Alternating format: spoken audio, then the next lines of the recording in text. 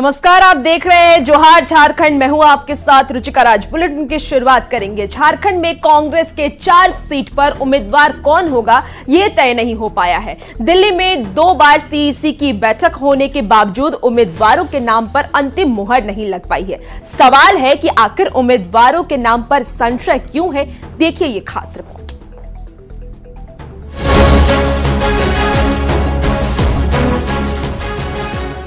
24 का चुनावी समर का शंखनाद हो चुका है। पार्टियां अपनी अपनी रणनीतियों को धार देने में लगी हैं, लेकिन झारखंड में कांग्रेस अभी तक उम्मीदवारों को लेकर भी पत्ते नहीं खोल रही। प्रदेश में कांग्रेस 7 सीट पर चुनाव लड़ रही है, जिसमें से 3 सीट पर उम्मीदवारों को उतार दिया गया है।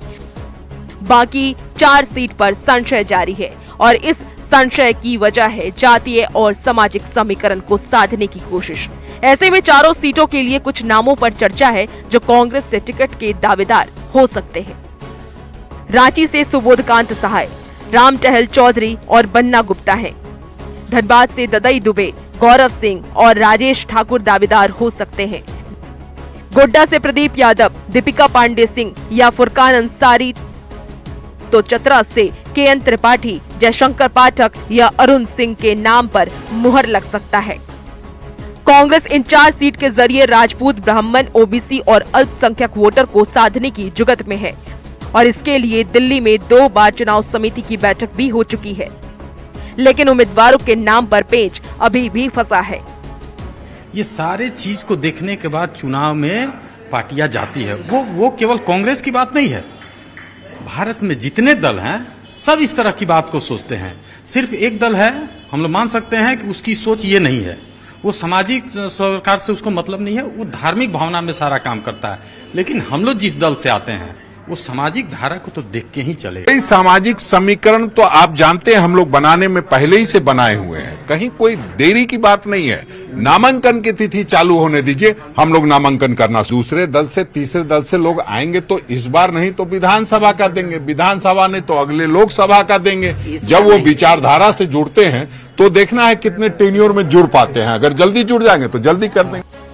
झारखंड में 7-5-1-1 का फॉर्मूला इंडी गठबंधन के बीच तय माना जा रहा है। लोकसभा की सभी 14 सीट पर एनडीए का उम्मीदवार चुनावी मैदान में है, जबकि इंडी गठबंधन की ओर से अब तक 6 उम्मीदवार के नाम ही घोषित किए गए हैं। ऐसे में देखना ये होगा कि विपक्ष चुनावी मैदान में अपने सिपह सलारों को उतारने में और कितना वक्त लेता है। न्यूज़ 18 के लिए रांची से अविनाश कुमार की रिपोर्ट।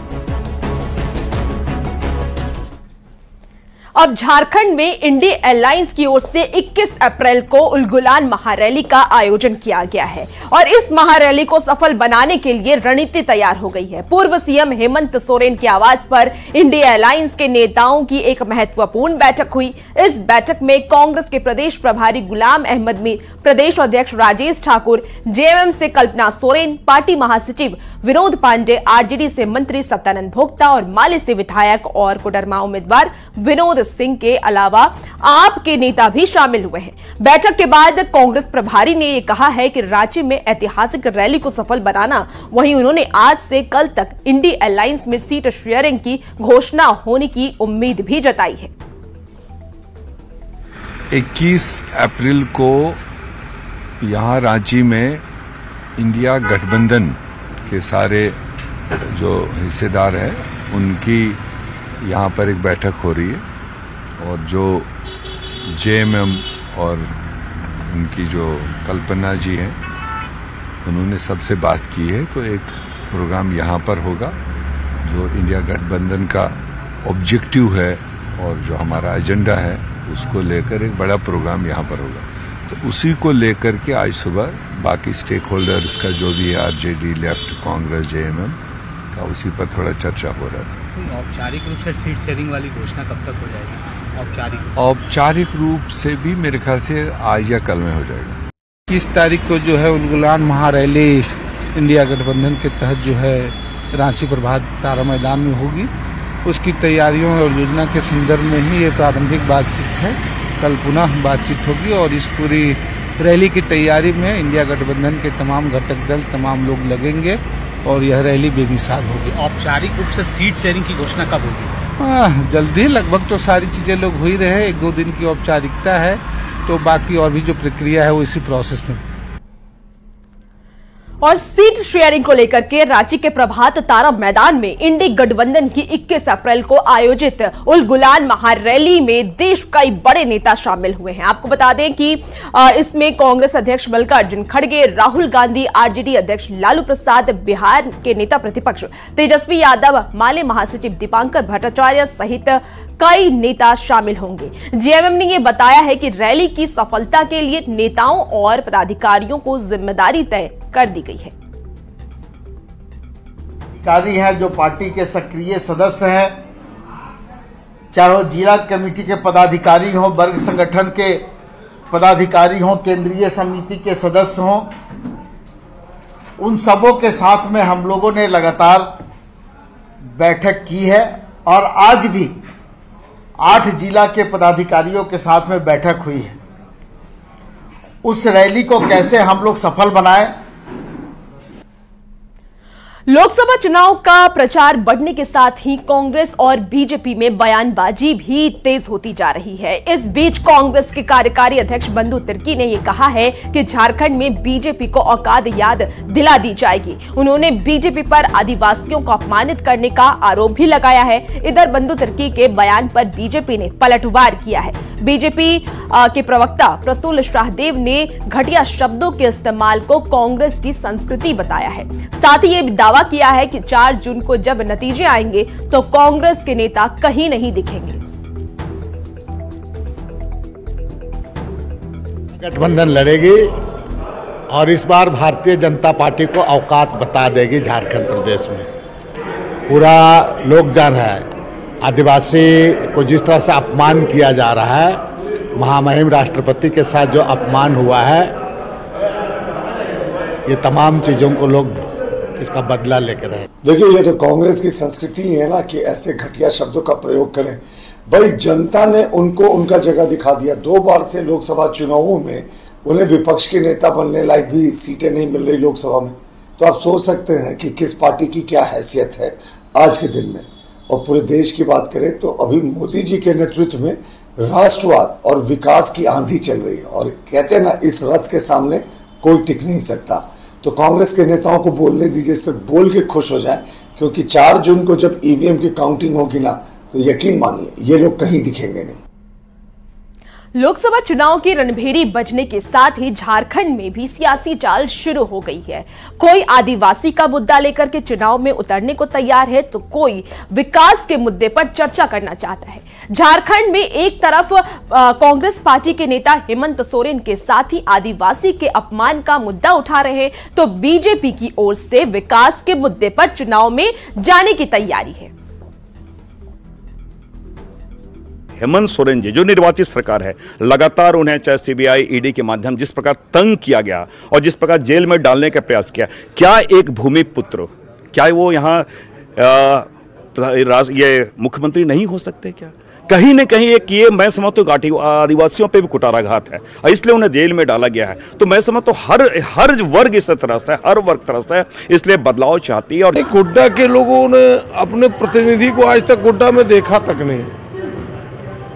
वही उनके जो जन सरोकार हैं, उन जन सरोकार से कोई उनको मतलब नहीं है। गोड्डा के लोग ऐसे व्यक्ति को चाहता है जो गोड्डा के जन सरोकार से जुटे हुए रहे, गोड्डा की समस्याओं से जूझता रहे। ये नहीं कि गोड्डा का लोग, गोड्डा के खून पसीना, गोड्डा के वातावरण, गोड्डा का सारा चीज लेकर के लाभ किसी दूसरे को दे, ऐसे लोगों को नहीं चाहता है। हमारे हजारीबाग लोकसभा में 2 तरह के मुद्दे हैं, खास करके देश स्तर के तो अगले, लेकिन वहाँ जो स्थानीय मुद्दे हैं, विस्थापन के, रोजगार के, सिंचाई के, इन सब मुख्य मुद्दे हैं। तो अब जिधर भी देखेंगे हम लोगों ने विकास का काम किया। बिरसा मुंडा जेल जो किसी समय बड़ा दुर्व्यवस्था का हाल में था, उसको डेवलप करके हम लोगों ने एक शानदार म्यूजियम और पार्क के रूप में डेवलप किया है। तो विकास विकास विकास, यही रांची लोकसभा का मुद्दा होगा।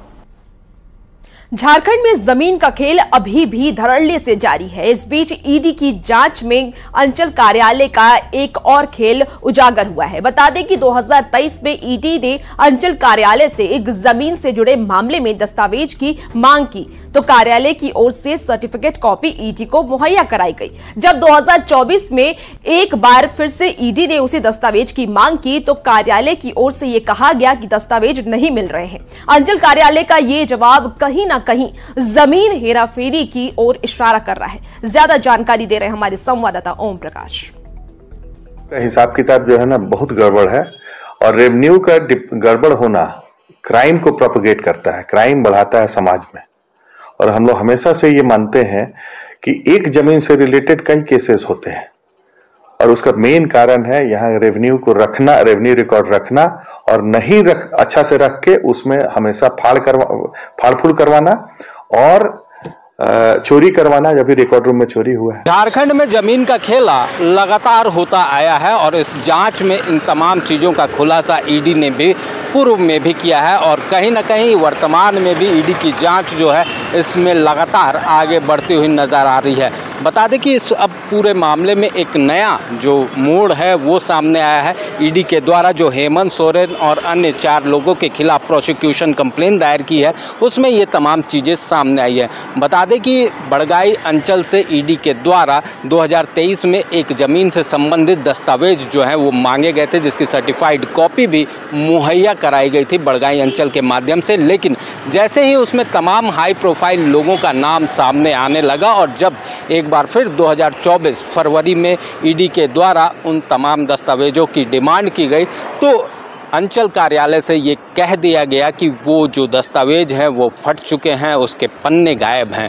तो कहा जा सकता है कि जैसे ही हाई प्रोफाइल लोगों का नाम सामने आता है, अंचल कार्यालय जो है वो पूरी तरह से नतमस्तक हो जाता है। तो ये जांच में अब तमाम चीज़ें जो हैं वो सामने आई हैं। अब देखना होगा कि इस पूरे मामले में ईडी किस तरह से और आगे बढ़ती है, और कौन कौन से लोग जो हैं वो ईडी के रडार पर आने वाले दिनों में आते हैं। रांची से न्यूज़ 18 के लिए ओम प्रकाश।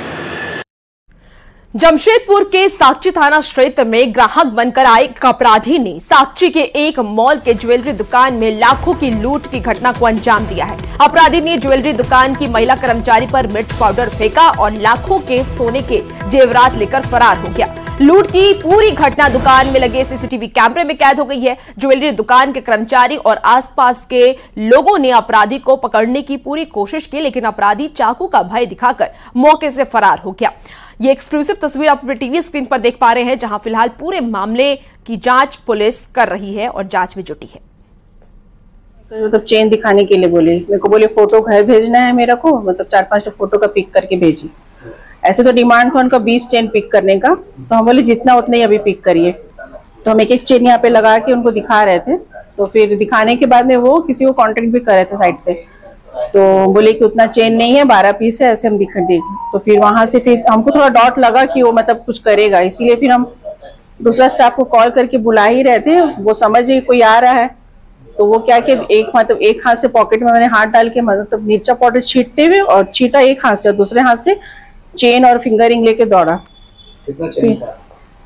12 पीस था। सूचना मिलता है कि यहाँ पर एक आदमी था जो सोना लेकर के भाग रहा था यहाँ से। उसको अगल बगल के दुकान वाले लोग पकड़ने की कोशिश किए, और लेकिन वो हाथ वाथ छुड़ा के भाग गया था। और इसी बीच इस वक्त की बड़ी खबर बिहार से सामने आ रही है, जहां बिहार के भागलपुर से ये खबर सामने आ रही है। सड़क किनारे मिला संदिग्ध डब्बा, तो डब्बे में बम होने की आशंका जताई जा रही है। बबरगंज थाना इलाके की ये पूरी घटना, मामले पर पुलिस पहुंची है, और इसी इलाके में 25 जून 2023 को अब्दुल गनी के घर में हुआ था विस्फोट। तो विस्फोट में एक शख्स की मौत भी हुई थी, और आपको बता दें कि बम निरोधक दस्ते को बुलाया गया है। और भागलपुर से हमारे संवाददाता विकास कुमार फोन लाइन पर जुड़ चुके हैं। विकास, क्या कुछ अपडेट है इस पूरे मामले में? देखिए, भागलपुर बबरगंज थाना क्षेत्र के हुसैनाबाद कटघर सड़क के समीप ये बमनुमा डब्बा मिला है। हालांकि अभी आधिकारिक पुष्टि जो है बम होने की वो नहीं हुई है, लेकिन प्रथम दृष्टिया जो है वो बमनुमा डब्बा प्रतीत हो रहा है। और ये डब्बा बमनुमा मिलने से जो इलाके में लोग हैं वो काफी भयभीत नजर आ रहे हैं। और इससे पहले भी साल 2023 में जून महीने में अब्दुल गनी के घर में बम विस्फोट हुआ था, उसमें एक की मौत भी हुई थी। और अब्दुल गनी के घर के महज 200 मीटर की दूरी पर फिर से यह जो बमनुमा डब्बा है वो मिला है। हालांकि जो बम निरोधक दस्ता की टीम है उसको सूचना दी गई है और उसके बाद ही कुछ जो पुष्टि है बम होने की वो हो पाएगी।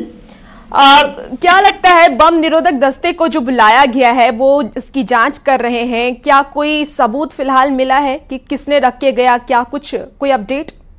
हालांकि अभी पूरे इस मामले पर जो स्थानीय पुलिस है वो मौके पर पहुंची है, अधिकारी जो है वो भी मौके पर पहुंचे, पूरे मामले की जांच पड़ताल की जा रही है। लेकिन प्रथम दृष्टिया साफ तौर पर यह बमनुमा जो डब्बा है वो प्रतीत हो रहा है और कहीं ना कहीं इस बमनुमा डब्बा के मिलने से लोग भी भयभीत हैं। और खासकर जिस तरह से पिछले साल अब्दुल गनी के घर में भयभीत होने की बात भी है। और भी आप नजर बनाए रखिएगा, अपडेट आपसे लेंगे। फिलहाल बहुत शुक्रिया। साहिबगंज में बेखौफ बदमाशों ने दिन दहाड़े बीच सड़क एक महिला से छिनताई की वारदात को अंजाम दिया है। मामला जुड़वाबाड़ी थाना क्षेत्र के पोखरिया मोहल्ले के पास की बताई जा रही है, जहां पेशे से स्कूल टीचर सोमना राय दूसरे टीचर के घर जा रही थी और इसी दौरान पहले से घात लगाए बाइक सवार बदमाशों ने उनके गले से सोने के चैन छीन ली। जब तक सोमना कुछ समझ पाती तब तक बदमाश फरार हो चुके थे। वहीं ये वारदात सीसीटीवी कैमरे में कैद हो गई है जो उसके पास लगी हुई थी। वहीं पीड़ित ने पुलिस में शिकायत दर्ज भी कराई है, जिसके बाद पुलिस सीसीटीवी की मदद से आरोपियों की तलाश में जुट गई है। रहे थे लगभग 3:55 में हम लोग बैक गेट से निकले थे। इनके घर हम चाय नाश्ता के लिए आ रहे थे। इतने ही दरमियान डीओमी सेट से जब बढ़े तो उधर से मोटरसाइकिल बैक होके आके मेरे पीछे इस साइड से आके गला का चेन छीन कर और एकदम बहुत तेज़ी से भागे। हम उसका नंबर भी नहीं देख पाए, लेकिन गाड़ी का कलर लगभग हमको लग रहा था ब्लू या ब्लैक था। धनबाद के सबसे बड़े कृषि बाजार समिति परिसर में आग लगने से हड़कंप मच गया है। दरअसल बड़वा अड्डा थाना की ओर से जब्त की गई गाड़ियों में अचानक से आग लग गई और देखते ही देखते आग की लपटें ने भयावह रूप ले लिया है। आग की चपेट में 8 गाड़ियां आ गई हैं। आपको बता दें कि इससे अफरा तफरी का माहौल भी बन गया। व्यापारियों ने तुरंत मामले की जानकारी पुलिस को दी, जिसके बाद पुलिस की टीम और फायर ब्रिगेड मौके पर पहुंची, जहां कड़ी मशक्कत के बाद आग पर काबू भी पा लिया गया है। वहीं इस दौरान कृषि बाजार समिति अध्यक्ष जितेंद्र अग्रवाल ने यह भी कहा है कि पूरा कृषि बाजार बड़वा अड्डा थाना की ओर से जब्त गाड़ियों से भरा हुआ था और लोगों ने थाने से लेकर अधिकारियों तक को इसकी शिकायत की है, लेकिन कोई सुनवाई नहीं हुई। दौड़ करके सब लोग हम लोग यहाँ पहुँचे, देखे आग जो है बहुत तेज़ी से अपना लपट जो है बढ़ती जा रही है। तुरंत थाना प्रभारी को हम लोगों ने सूचना दी, बाजार समिति प्रशासन को सूचना दी और थाना प्रभारी ने भी तत्परता दिखाते हुए तुरंत अग्निशमन वालों को खबर किया और समय पर 2 दमकल की गाड़ी पहुंच गई, जिससे एक बहुत बड़ी दुर्घटना होते होते आज बच गई। पश्चिमी सिंहभूम में पुलिस ने नकली शराब की फैक्ट्री का भांडाफोड़ करते हुए 5 आरोपियों को गिरफ्तार कर लिया है। यह फैक्ट्री चक्रधरपुर शहर में चलाई जा रही थी, तो आरोपी नगर परिषद कार्यालय से पीछे एक भाड़े के मकान में ये काला कारोबार कर रहे थे। नकली शराब बनाने के लिए बाकायदा स्टाफ भी रखे हुए थे। वहीं पुलिस ने छापेमारी कर मौके से नकली शराब, अलग अलग शराब कंपनियों की बोतल के साथ कई सामानों को भी जब्त कर लिया है। जानकारी के मुताबिक गिरफ्तार 5 आरोपी बिहार के रहने वाले हैं। आगे की कार्रवाई जारी है। उस टीम के द्वारा सुबह आज लगभग 10-11 बजे के आसपास उसमें रेड करी गई। रेड में वहां जाके पता चला कि वहां हमें लगभग 1000 खाली बोतलें शराब की मिली। लगभग 30 से 50 बोतलें जो शराब की नकली स्टिकर लगा के जो बनाई गई थी वो बोतलें मिली। उसके अलावा हमें भारी मात्रा में मतलब जो स्टिकर होते हैं जो झारखंड सरकार के प्रिंट के साथ, झारखंड इस एक्साइज डिपार्टमेंट के स्टिकर, ओरिजिनल स्टिकर के साथ, लेकिन वो ओरिजिनल नहीं थे, उसके साथ हमें काफ़ी सारे वो भी मिले हैं। और बोकारो में अवैध शराब कारोबारियों के खिलाफ बड़ा एक्शन लिया गया है, जहां पर डीसी के निर्देश पर उत्पाद विभाग ने नूतनडीह गांव के एक घर पर छापेमारी की है। अवैध विदेशी शराब की मिनी फैक्ट्री का भांडाफोड़ भी किया गया और इस दौरान पुलिस ने भारी मात्रा में शराब और शराब बनाने का सामान भी जब्त किया है। जब्त सामानों की कीमत 10 लाख बताई जा रही है। वहीं टीम ने बसंत महतो के खिलाफ मामला दर्ज कर लिया है और आगे की कार्रवाई की जा रही है।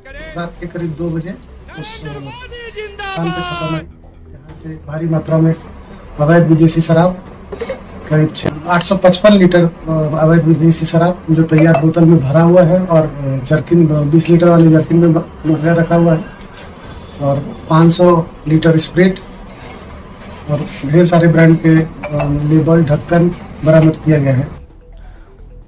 हत्या, रंगदारी और आर्म्स एक्ट जैसे संगीन मामले के आरोपी अब नशे के काले कारोबार में शामिल हो चुके हैं। ऐसे में उनके खिलाफ सूचना मिलना पुलिस के लिए बड़ी चुनौती बनती जा रही है। इस बात का खुलासा रांची पुलिस के द्वारा किया गया है। आपराधिक वारदात में शामिल अपराधी अब नशे के कारोबार में लिप्त हैं और इन अपराधियों पर पुलिस की पैनी नजर है। रांची पुलिस ने सुखदेव नगर से नशे के काले कारोबार में संलिप्त 4 तस्करों को दबोचा है, तो वहीं जगन्नाथपुर थाना क्षेत्र से एक महिला समेत 3 तस्कर पुलिस के हत्थे चढ़े हैं। नशे के काले कारोबार का बिहार कनेक्शन भी रांची पुलिस को मिला है, जिसे लेकर रांची पुलिस उस नेक्सस को भी पकड़ने में जुटी हुई है। रांची एसएसपी ने यह बताया है कि रांची पुलिस ने पिछले 20 दिन में 43 नशे के सौदागरों को गिरफ्तार कर सलाखों के पीछे पहुंचाया है। 4 गिरफ्तारियां हुई है और इस 4 गिरफ्तारियों में सबसे महत्वपूर्ण बात यह है कि इसमें जो शामिल है, जो मुख्य सरगना मोहम्मद जुबैर, इस पर पूर्व से 16 कांडों का आपराधिक इतिहास रहा है। जो अन्य लोग हैं रोहित और सुजीत, इन पर भी 6 कांड 5 कांड, मतलब ये बिल्कुल नोटोरियस क्रिमिनल्स हैं जो इस ट्रेड में शामिल हो गए थे। इस पूरे गैंग का बिहार कनेक्शन है और बिहार कनेक्शन के बारे में भी हम लोग जो है बहुत ही महत्वपूर्ण सूत्र मिले हैं जिस पर आगे कार्रवाई होगी। लगातार हम लोग का अभियान चल रहा है। और अब खबर बोकारो से सामने आ रही है, जहां स्मॉल फाइनेंस कंपनी ने कई लोगों को चूना लगा दिया है। कंपनी के ग्रुप लीडर पर 25 से 30 लाख रुपए देकर भागने का आरोप भी लगाया गया है। लोगों का ये कहना है कि लोन कैंसिल कराने के नाम पर अंगूठा लगाकर ठगी की गई। दरअसल गांव के लोगों को पहले लोन सेक्शन की बात कही गई, फिर लोन कैंसिल के नाम पर ठगी का शिकार बनाया गया। पीड़ित परिवार के जो भी लोग हैं, उन्होंने प्रशासन से ठगी करने वाले महिला और बैंकर पर भी कार्रवाई करने की मांग की है। हमको इस चीज का जानकारी तब मिला जब इसका घर में सर लोग आए तो पता चला कि ये घर में नहीं है, चली गई है यहाँ से। तो शाम को जब पता चला कि सर ये घर बेच के चली गई है और उस दिन इसका 40,000 का कलेक्शन था, तो 40,000 का कलेक्शन अब पता नहीं सर के हाथ में नहीं आया है। 40,000 का कलेक्शन भी लेके वो चली गई है। वो क्या किया, बाहर से एक बुलक का है, वो हम लोग भी नहीं जानते थे कि बैंक में काम करता है या इसका दुकान है, लेकिन ये सेटिंग किया दुकान वाला को। पहले भी हम लोग लोन लिए थे तो फिंगर बाहर से ले जाता था, लेकिन हम लोग को ले जाके बैंक में पैसा दिलाता था कस्टमर ही। अब क्या किया है, फिंगर ले लिया है, घरे घर जाके हम लोग को पता भी नहीं है कि यहाँ पैसा मिला है कि नहीं मिला है, तो उसे दूसरा रोज तो भागिए गया। पर एक ग्रुप लोन चलता था, उसमें महिला लोग सब लोन लेते थे, तो उसमें हुआ है कि इन लोग का जो लोन एक बार उठाए उन लोग चुकता कर दिए हैं। फिर जो ग्रुप का लीडर जो बने थे वो इन लोग का लोन खुद अपने नाम से, इन लोग का नाम से लेकर के पैसा अपने खुद रखते थे। इन लोग का अपने अकाउंट में पैसा आया, इन लोग को बोल करके कि आप लोग का लोन आया हुआ है, आप लोग पैसा लेना चाहते हैं कि नहीं।